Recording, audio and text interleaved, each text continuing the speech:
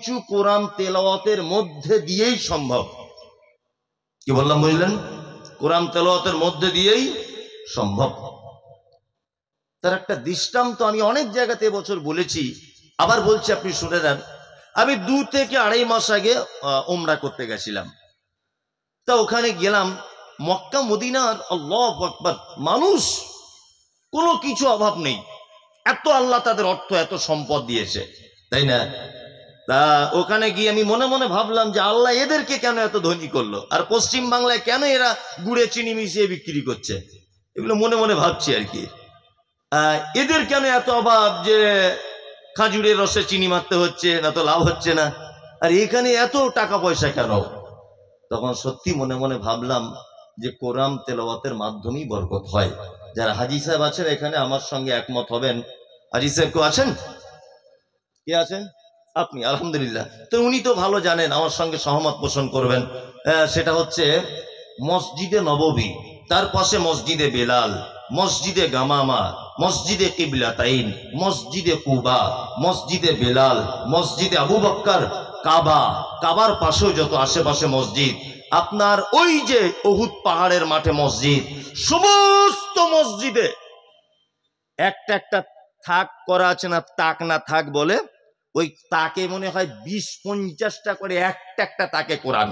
আর মসজিদে নববীতে মনে হয় কয়েক লক্ষ কোরআন মাজিদ রাখা আছে। ঠিক বলছি?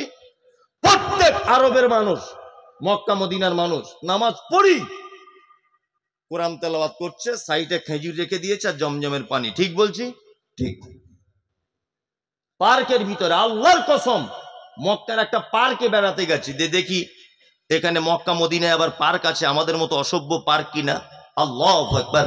আমাদের বাচ্চা ছেলেরা বসে বসে ফ্রি ফায়ার পাবজি গেম খেলছে, আর ওখানে দেখছি স্বামী স্ত্রী দুজনা বসে বোরকা পরে কোরআন তেলাওয়াত করছে পার্কের ভিতরে।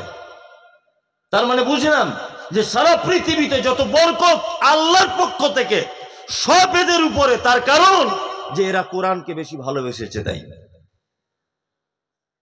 আগেকার দিনে ফজরের নামাজ পড়ে রাস্তা দিয়ে এলে, তবু আগেকার দিনের অল্প বয়সের মেয়েরা কোরআন তেলাওয়াত করত, গুনগুন শব্দ রাস্তা দিয়ে শুনতে পাওয়া যেত, যেত না?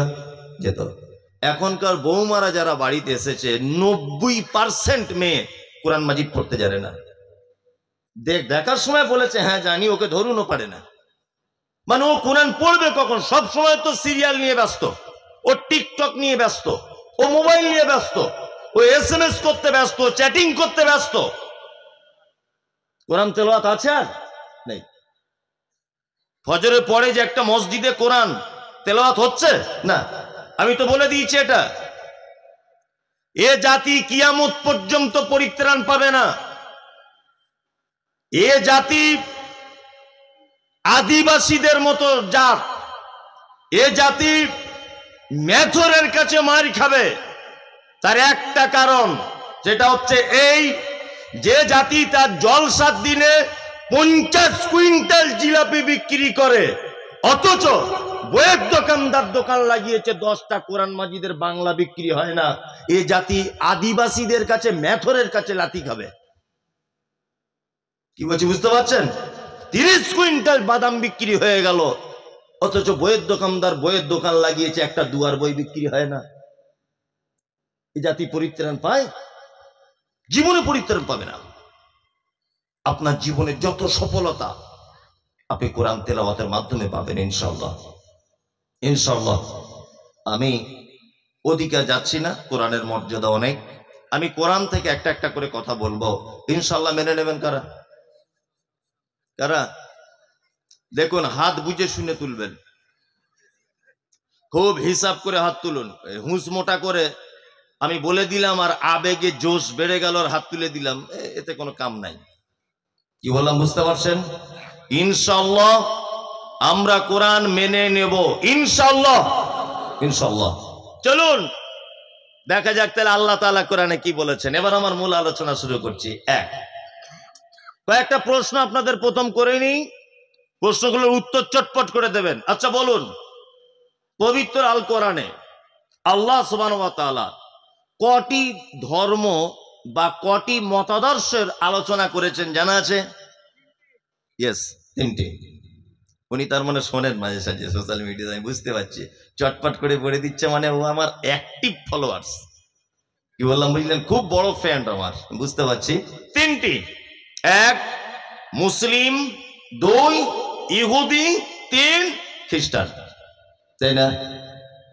পৃথিবীতে যত নবী এসেছেন তার বেশিরভাগ নবী এসেছিলেন ইহুদিদের পক্ষ থেকে, বুঝে নিবেন ভালো করে। খ্রিস্টানদের পক্ষে একটা মাত্র নবী এসেছিলেন, তিনি হচ্ছেন ঈসা আলাইহিস সালাম। আর আমাদের মাঝখানে একজন নবী এসেছিলেন, তার নাম মুহাম্মদ সাল্লাল্লাহু আলাইহি ওয়াসাল্লাম। তিনটি। পৃথিবীর সব থেকে বদমাইশ, পৃথিবীর ইতিহাসের সব থেকে খাতারনাক যে জাতি, তার নাম ইহুদি। ইসরায়েলে আছে, পৃথিবীর একটি মাত্র দেশে ইহুদিরা আছে, একটি মাত্র দেশে 83 লক্ষ ইহুদি বসবাস করে, মাত্র 83 লক্ষ, তার নাম ইসরায়েল। এরা এত খাতারনাক যে ফিলিস্তিনের অবস্থা কি করছে আপনারা তো সোশ্যাল মিডিয়া দেখছেন, ওটার আমি বলছি না। ইহুদিরা এত বদমায়েশ, এক এক দিন 100 থেকে 140 জন পর্যন্ত নবীকে কাউকে গাছে বেঁধে হত্যা করেছে, কাউকে কড়াত দিয়ে মাথা চিড়ে দিয়েছে, কাউকে কোমরের দিক দিয়ে কড়াত দিয়ে কেটে দিয়েছে। এত বদমায়েশ তারা।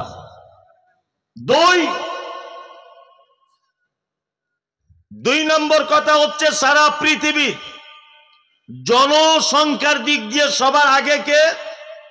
খ্রিস্টান, তারপর মুসলিম, তারপর ও অন্যান্য সবাই, তাই না? জি। এবার একটা কথা আপনাকে বলছি, জনগণের দিক দিয়ে তাহলে খ্রিস্টানরা বেশি, মুসলিমরা কম। এইবার আপনাদেরকে আর একটা কথা বলি, এটা হচ্ছে কোরআন স্বীকৃতি দেওয়া 3টে মতবাদ বা দিন বলতে পারেন আপনি। তার ভিতরে আল্লাহর কাছে গ্রহণযোগ্য ইসলাম, মনোনীত ইসলাম, তাই তো? এরপরেও আমরা দেখতে পাই অন্যান্য অনেক ধর্ম, যেমন হিন্দু, বৌদ্ধ, আপনার ওই কি বলে শিখ, ওই আপনার হাঁড়ি চুয়ার চামার চুতোর মেতর, এটা ওটা হাবি